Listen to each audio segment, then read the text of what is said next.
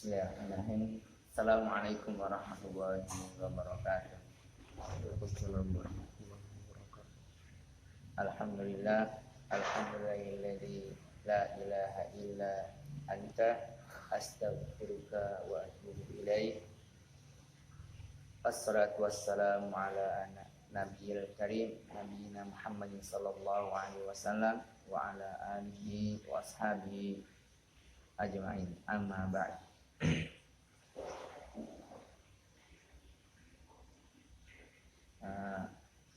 Hadirin para jamaah subuh yang dimuliakan oleh Allah Subhanahu wa taala. Alhamdulillah pada kesempatan kali ini kita kembali bertemu, kembali diberikan oleh Allah Subhanahu wa taala satu nikmat daripada nikmat-nikmatnya, yaitu kita bisa hadir di majelis ilmu, di majelis saling memberikan manfaat, saling memberikan nasihat, yang mana kebanyakan para manusia pada saat ini pada umumnya mereka yang tasyiru, mereka keluar mencari maisha, mencari nafkah bagi keluarganya. Tetapi pada saat ini alhamdulillah atas kehendak Allah Subhanahu wa taala kita bisa hadir di majelis ilmu untuk memperbaiki diri kita nanti insyaallah. Salawat dan salam pada Nabi Muhammad sallallahu alaihi wasallam adalah suri tauladan yang baik bagi kita, karena ada suatu perkataan yang mengatakan kita itu manusia pasti dan tentu mempunyai contoh, dan sebaik-baik orang yang pantas kita contoh adalah Nabi Muhammad SAW, karena beliau adalah manusia yang paling lengkap. Maksud lengkap apa? Jika kita menjadi seorang bapak, maka Nabi Muhammad adalah sebaik-baik seorang bapak. Jikalau kita seorang anak, maka Nabi Muhammad adalah sebaik-baik seorang anak. Jikalau kita pada posisi kakek, maka beliau juga seorang kakek. Begitu juga selanjutnya. Maka beliau adalah yang terbaik daripada yang terbaik. Jikalau kita ingin meniru pada Nabi yang satu, contohnya Nabi Isa, maka kita tidak akan bisa meniru seorang bapak, karena Nabi Isa bukan orang bapak. Ini maka Nabi bukan Nabi yang punya anak, gitu kan? Tapi kalau Rasulullah beliau mempunyai anak, maka beliau anggapkan Nabi yang paling komplit, Nabi yang paling sempurna. Alhamdulillah. Insyaallah pada kesempatan kali ini akan membahas sedikit, melanjutkan inti pembahasan yang kemarin, yaitu surat Al-Falaq. Masih berada di surat Al-Falaq. Kemarin kita telah membahas tentang 3 ayat pertama dari surat Al-Falaq, yaitu Qul a'udzu birabbil falaq min syarri ma khalaq min syarri ghasiqin idza waqab. Insyaallah pada kesempatan hari kali ini akan membahas tentang ayat keempat dan ayat kelima, yaitu adalah min syarri naffatsati fil 'uqad min syarri hasidin idza hasad. Pada umumnya manusia itu adalah kebaikan, fitrahnya adalah kebaikan. Bani Adam yuladu ala fitrah. Semuanya anak Bani Adam itu terlahirkan dengan secara fitrah. Fitrah ini banyak versinya, banyak tafsirannya. Seakan ada yang mengatakan fitrah itu adalah Islam. Itu. Jadi kalau Islam pasti menyuruh kepada kebaikan. Nah, jadi setiap perbaikan itu adalah fitrah. Fitrah manusia itu menginginkan kebaikan. Sejelek-jeleknya manusia itu pasti fitrahnya adalah baik. Yang mana kita ketahui Fir'aun sebagai manusia yang terjelek, sebagai manusia yang punya ranking pertama dalam kejahatan. Kenapa? Karena dia mengaku Tuhan. Tetapi pada saat akhir hayatnya kita ketahui bahwasanya Fir'aun ini mempunyai sifat fitrahnya apa? Beriman kepada Tuhannya Bani Israel itu Allah SWT. Dan ini adalah sifat baik fitrahnya manusia, bahwasanya dia itu menginginkan kebaikan akan dirinya. Tetapi pada saat ini, pada umumnya manusia itu, mereka itu kadang-kadang lalai. Karena sifat manusia itu adalah nisyan, adalah lupa, ada juga ghafil juga, ada lalai juga di sana. Maka terjadilah kebanyakan kejahatan di sana. Dengan gangguan setan, dengan gangguan jin dan lain sebagainya, maka sifat fitrah tadi, sifat kebaikan tadi bisa melenceng dan bisa tergeser kepada kejahatan. Dan pada saat ini banyak, kemarin kita telah menjelaskan secara global tentang ghosib, min syarri ma khalaq, apa itu falak, sudah kita bahas insyaallah. Pada saat ini adalah ayat keempat, masuk ayat keempat, min syarri nafasati fil 'uqad. Padahal ada suatu kisah yang mengisahkan bahwasanya pada zaman Rasulullah SAW ada yang mengatakan, riwayat mengatakan perempuan, ada juga yang mengatakan Lubaid bin Aqsam namanya. Ini adalah yang penting, pada intinya ini adalah kaum Yahudi pada intinya. Maupun perempuan maupun Lubaid bin Aqsam semuanya orang Yahudi. Pada saat itu Lubaid bin Aqsam menyihir Rasulullah SAW. Kan? Diambillah sehelai rambut Rasulullah SAW dan disihir dan ditaruh di tempat di sumur. Ketika itu malaikat Jibril datang pada Rasulullah SAW, yang mana pada saat itu Rasulullah lagi merintih kesakitan karena kesihir. Malaikat Jibril pun meruqyah Rasulullah SAW. Bismillahi arqika min kulli syai'in yu'zika wa min kulli hasidin ain min kulli hasid ain wallahu yashfika. Setelah malaikat Jibril meruqyah atau memberikan doa pada Rasulullah SAW, maka Rasulullah keadaannya membaik dan malaikat Jibril Rasulullah mengatakan, saya alhamdulillah dengan izin Allah disembuhkan oleh Allah dari penyakit. Dan orang yang telah menyihir saya telah maafkan.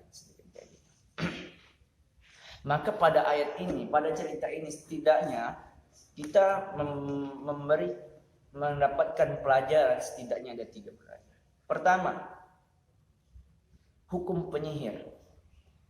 Penyihir itu hukumnya adalah haram. Bahkan dia dikatakan syirik. Karena kenapa? Karena dia tidak percaya Allah. Itu salah satunya adalah hukum sihir. Selanjutnya adalah bagaimana sikap Rasul dengan para penyihir, bahkan orang yang menyihirnya. Bagaimana cara Rasul berdakwah ketika orang-orang yang menyihir, kepada orang-orang penyihir. Misalnya dikatakan pada akhir hayatnya, dikatakan pada sirahnya tadi, ceritanya bahwasanya Rasulullah SAW memaafkan orang-orang yang menyihir. Bukan berarti Rasulullah menghindarkannya dari suatu hukuman, bukan berarti kayak gitu. Bahwasanya dia memaafkan orang tersebut atas kelalaiannya, atas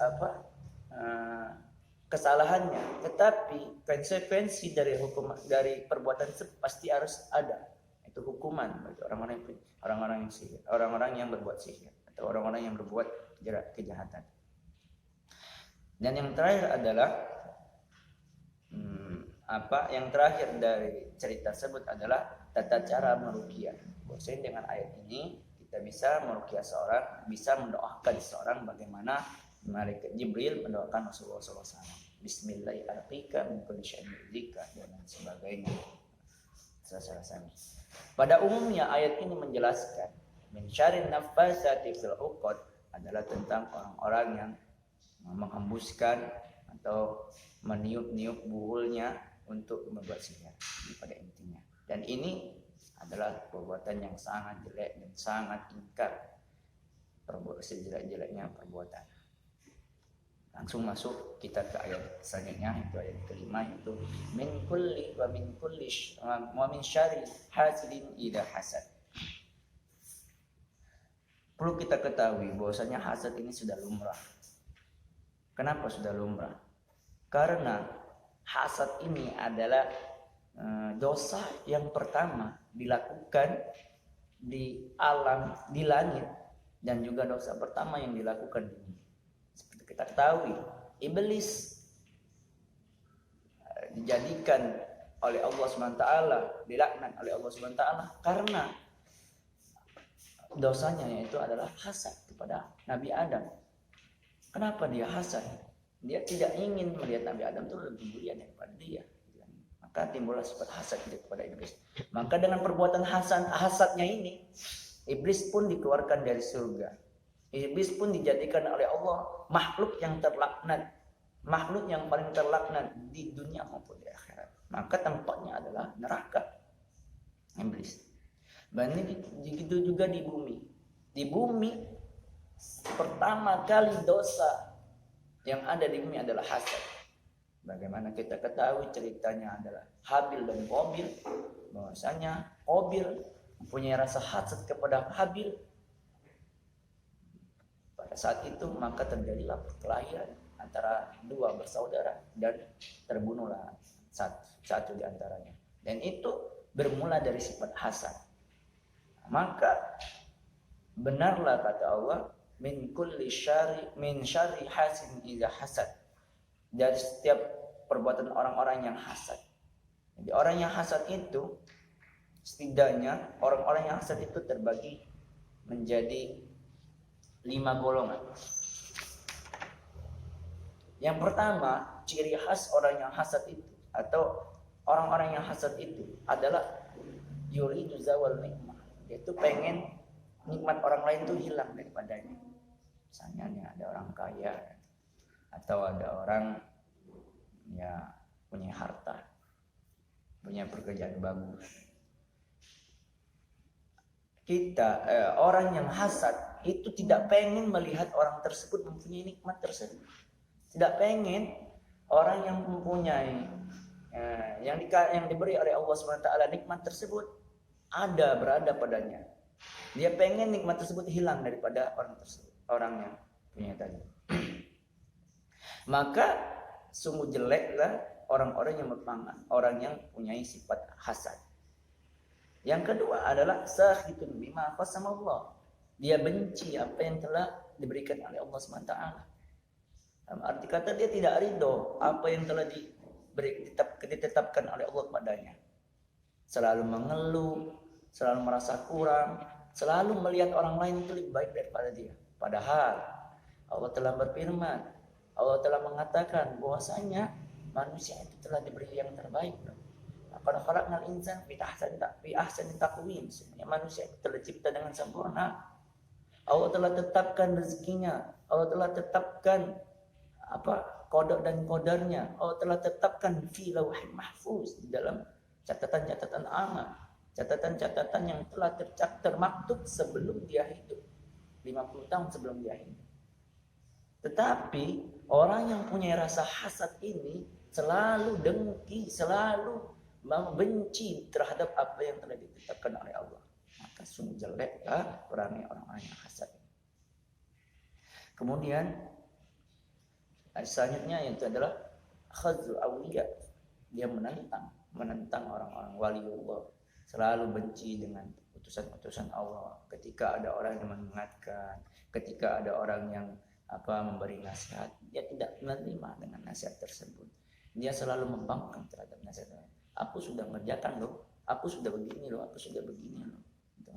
Dengan alasan-alasan yang dengan alasan-alasan yang sepele, dengan alasan-alasan yang tidak masuk akal, dan bahkan alasannya itu tidak bisa dibuat alasan gitu. Karena bukan alasan itu kan. Gitu. Maka dia selalu menentang orang-orang yang soleh, menentang orang aulia Allah, menentang para nabi. Seperti kita ketahui, kaum Nuh, kaumnya Ad, kaum Samud, kan? Mereka binasa semua. Karena apa? Salah satu di antaranya adalah hasad. Hasad kepada aulia mereka, hasad kepada nabi-nabi mereka. Sehingga mereka diazab oleh Allah dengan azab yang sangat pedih. Bahkan Bani Israel yang termaktub di dalam Al-Quran surat Al-Baqarah ayat 61. Mereka banyak sekali membunuh para nabi-nabi Allah. Mereka banyak kali membuat kerusakan-kerusakan di dunia ini. Salah satu penyebab kerusakan mereka adalah sifat hasad. Maka ini adalah sungguh perangai yang sangat jelek. Na'udzubillah min syarri min kulli hasidin ila hasad. Yang terakhir adalah orang yang hasad itu. Yang salah satu yang terjadi adalah mereka telah menolong musuh-musuh dia sendiri. Kenapa? Kalau ada orang yang hasad, para jin, para orang-orang kafir, orang bahkan iblis itu senang dengan sifatnya. Kenapa? Karena pekerjaan terbesar iblis sudah terlaksanakan. Pekerjaan terbesar iblis itu sudah terkurangi dengan adanya orang yang hasad ini. Yang tadinya dia ingin menggoda manusia yang beriman, tetapi karena ada orang hasad, nggak perlu lagi dia menggoda, karena udah ada wakil saya di dunia kan ya. Maka sungguh tidak lazim bagi kita seorang muslim itu punya sifat hasad. Na'udzubillah min syarri hasidin hasad. Rasulullah SAW mengabarkan kepada kita bahwasanya orang yang hasad, bahwasanya 3 golongan orang-orang yang berdoa ketika dia berdoa tidak terjawab, tertolak doanya. Yang pertama yaitu adalah banyaknya mengunjing, banyaknya menghibah, mencela orang, membicarakan orang, membicarakan aib-aib orang itu banyak, maka doa kita tidak akan diterima atau ditolak. Selanjutnya adalah makan yang haram. Kita sudah tahu bahwasanya ada seorang yang bersafar, berpergian jauh, berdoa, menangis pada Allah. Ya, menangis pada Allah, doanya sangat khusyuk, tetapi doanya tertolak. Kenapa? Karena mat'amu haram, masyrabu haram, wa malbasuhu haram. Makanya haram, minumannya haram, pakainya haram. Doanya tidak akan diterima oleh Allah atau tertolak. Dan selanjutnya adalah yang terakhir adalah orang yang hasad. Orang yang hasad itu walaupun doanya khusyuk, walaupun doanya itu tentram, ikhlas kepada Allah, tetapi kalau dia punya rasa hasad, maka doanya tidak akan menembus lagi. Doanya hanya tertinggal di bumi saja, tidak didengar oleh Allah SWT. Dan itu adalah salah satu perangai-perangai yang buruk dari orang-orang hasad. Dari natijah istinbat, kesimpulan dari surat Al-Falaq ini bahwasanya kita harus melindung kepada Allah SWT, bahwasanya dari sifat-sifat dari orang-orang yang berbuat jelek kepada kita ataupun dari perbuatan-perbuatan kita yang jelek.